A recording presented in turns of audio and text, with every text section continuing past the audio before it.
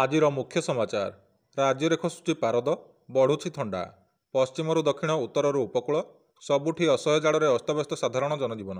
ବିଶେଷ କରି ଉପାନ୍ତ ଓ ପାହାଡ଼ିଆ ଅଞ୍ଚଳମାନଙ୍କରେ ଅଧିକ ଶୀତ ଅନୁଭୂତ ହେଉଛି।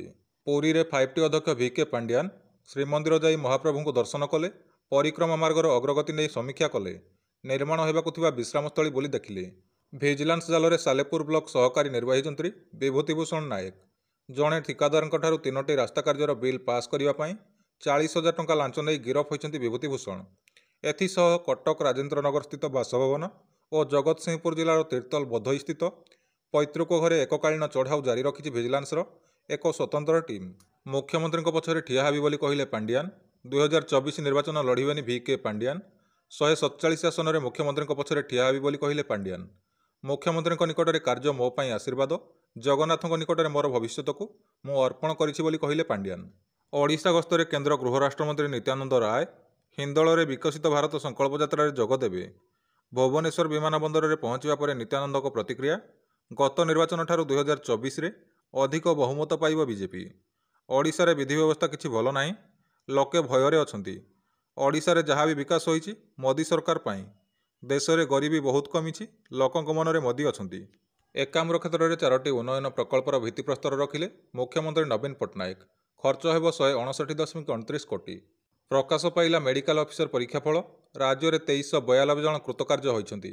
ସେମାନେ ରାଜ୍ୟ ସରକାରଙ୍କ ଦ୍ୱାରା ବିଭିନ୍ନ ସରକାରୀ ଡାକ୍ତରଖାନାରେ ମେଡିକାଲ ଅଫିସର ଭାବେ ନିଯୁକ୍ତି ପାଇବେ।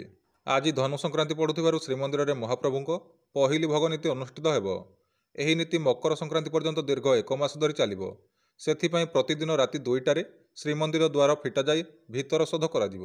ଆସନ୍ତା ନୂଆବର୍ଷରୁ ପଲିଥିନ୍ ମୁକ୍ତ ହେବ ଶ୍ରୀମନ୍ଦିର। ପ୍ରସାଦ ହେଉ କି ଫୁଲ ହେଉ, ଏଣିକି ପଲିଥିନ୍ରେ ମନ୍ଦିରକୁ ଯାଇପାରିବ ନାହିଁ। ଭୋଗ ଏବଂ ଫୁଲ ମନ୍ଦିରକୁ ନେବା ପାଇଁ ଫୁଲ ଚାଙ୍ଗୁଡ଼ି ବ୍ୟବହାର କରିବାକୁ ପରାମର୍ଶ ଦେଲେ ଶ୍ରୀମନ୍ଦିର ମୁଖ୍ୟ ପ୍ରଶାସକ।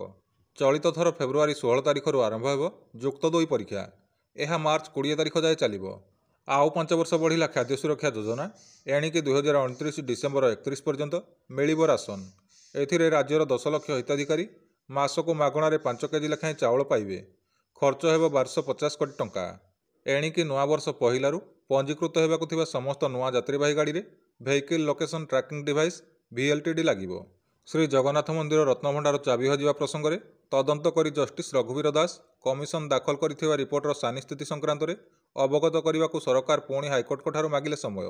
କୋଲକାତାର ପ୍ରଖ୍ୟାତ ସଙ୍ଗୀତକାର ତଥା ଗାୟକ ଡାକ୍ତର ଅନୁପ ଘୋଷାଲଙ୍କର 78 ବର୍ଷ ବୟସରେ ଗତକାଲି ଶେଷ ନିଶ୍ୱାସ ତ୍ୟାଗ କଲେ।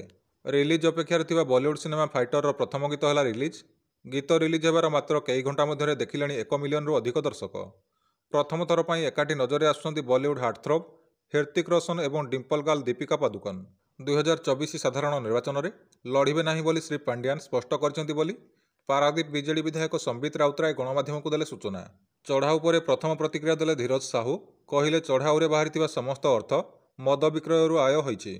ଏଥିରେ କଂଗ୍ରେସ କିମ୍ବା ଅନ୍ୟ କୌଣସି ଦଳର ସମ୍ପୃକ୍ତ ନାହିଁ। ନମସ୍କାର।